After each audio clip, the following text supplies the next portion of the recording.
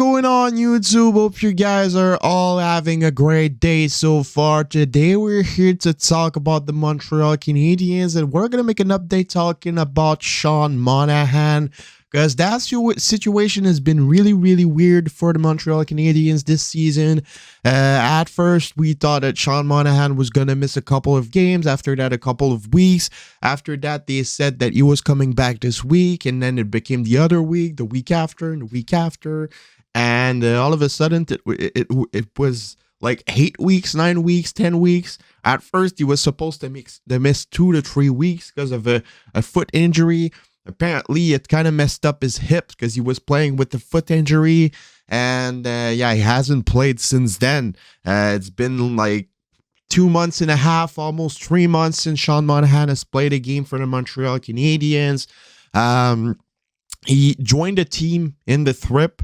Will he play a game in the trip? I certainly doubt it. I think that they brought him with them just for training purposes. He's training with the team. I think that he was on the ice this morning as well. So we kind of don't know if he's going to come back before the trade deadline or after the trade deadline, or if he's even just going to come back. Because he's been struggling over the last couple of years with injuries, and right now it's not looking good. And the lack of information that we get from this situation makes me believe that they quite are not sure about his future. So the possibilities of him getting traded before or at the trade deadline are very low, in my opinion. I heard that the Colorado Avalanche was interested in Sean Monahan since the start of the season. And now that his future is uncertain, they are either not interested anymore or his value is just like at the lowest at the moment. So if I'm the Canadiens, what do I do? Well, if I'm the Canadiens, I look at every option possible. I look at where he's at with his injuries. I think that he still will be able to play hockey at some point. I think that he's going to come back before the end of the season. But you don't want to rush the guy, because if you rush the guy, that's where he's going to get it to a worse state, and that's not what we want. We want to get the most value out of Sean Monahan, and at the moment right now, he was worth a first-round pick at the start of the season, 110%. The guy was almost a point per game. He was playing insanely good at the center position on the top 6 for the Montreal Canadiens. And we saw the difference. When he got injured, the Canadiens started to go downhill, and they weren't the same team. So Sean Monahan's an important piece to the Habs. He could become an important piece as well for a playoff team. But at the moment, since he's injured, he's not worth the first-round pick anymore. So if I'm the Canadiens, Sean Monahan's going to become a UFA at the end of the season. If I'm the Habs, I talk with Sean Monahan, I bring him to King Q's office, and I'm just like, all right, Sean, what do we do? Do you want to get traded? Do you want us to try and trade you? There's no guarantee, because Cantu said multiple times that he doesn't want to give out players for free just to get the cap space. Like, he doesn't want to get cap space and giving out players for free. He wants to get the most out of every player. And at the moment, Sean Monahan is not at the best of his value. So there might be some teams that will overpay for him. Some teams that are in a bad situation that really need a player like Monahan. It still is a possibility. But for that, he will need to come back a couple of games before the trade deadline, and he will need to perform. So it really puts the Montreal Canadiens in a bad situation. Joel Edmondson is also injured as well. So yeah, those were the 2 guys that were supposed to get traded at the trade deadline.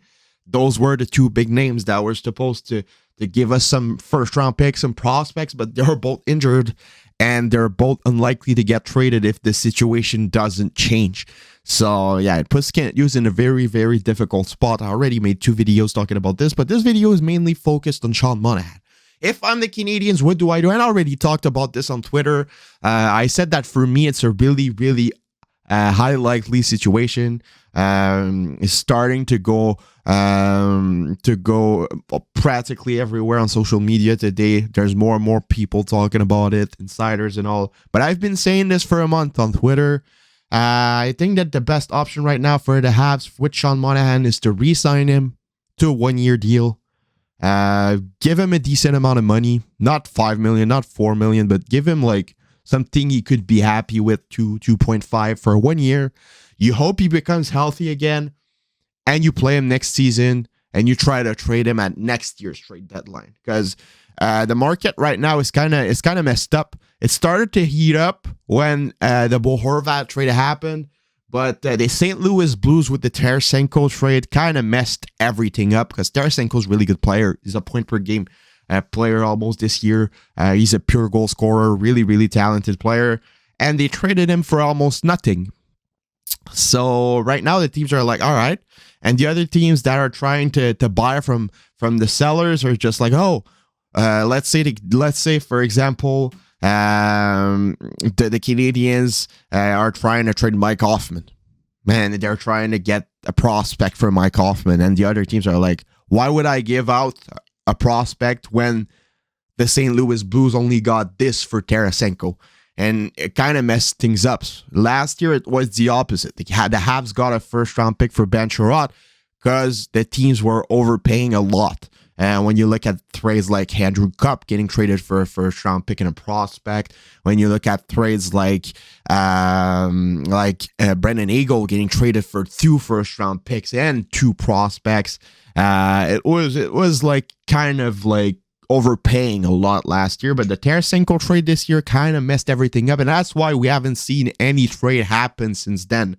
It kind of froze up the market, so it makes things even more difficult for Kent Hughes, because right now, if he's trying to trade Sean Monahan and he wants a first round pick, there's no teams that are going to be like, oh, all right, let's give him a first round pick, because they're going to be, look, the St. Louis Blues only got a first-round pick for Vladimir Tarasenko, and Vladimir Tarasenko is by far a better player than Sean Monahan. So it kind of froze up the market, and I think that for me, the best option for the Habs right now is to just like be patient. Might not be as big of a trade deadline that we thought.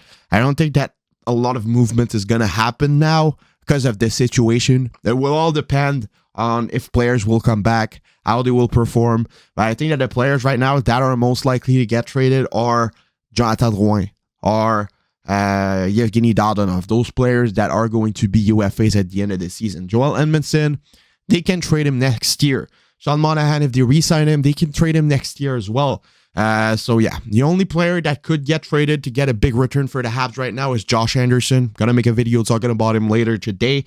So yeah, if I'm the Habs, I'm re-signing Monahan if he wants to stay 1 more year, and I try to trade him at next year's trade deadline, because right now, they won't get much from him. That's my personal opinion. So yeah, let me know what you guys all think about this in the comments below. Do you guys agree with me? Do you guys don't agree with me? It's up to you in the comments below. Subscribe if you haven't already. We're trying to get to 3K subscribers before the end of the year. Leave a comment, share, leave a like. Let's try to get 100 likes on this video. It's been your boy Tropical Habs. Have a nice rest of your day and enjoy your weekend. I'll see y'all later tonight. Bye-bye.